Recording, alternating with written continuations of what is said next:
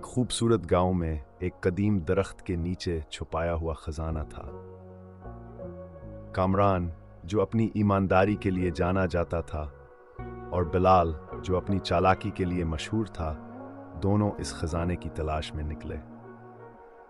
गांव के बुजुर्गों ने ऐलान किया कि जो भी खजाना तलाश करेगा वो गांव का सबसे अमीर और रहनुमा बन जाएगा।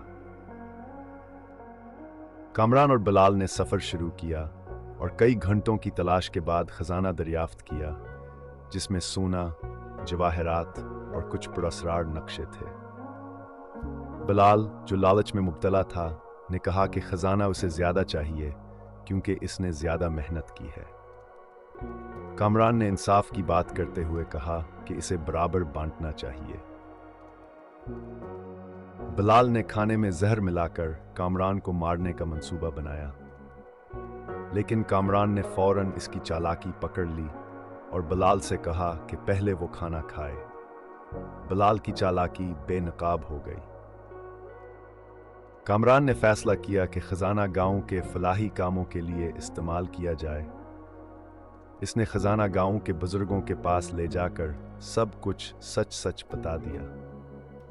बिलाल की बेईमानी जाहिर हो गई और इसे गांव से निकाल दिया गया। कामरान की ईमानदारी से गांव में खुशहाली आई।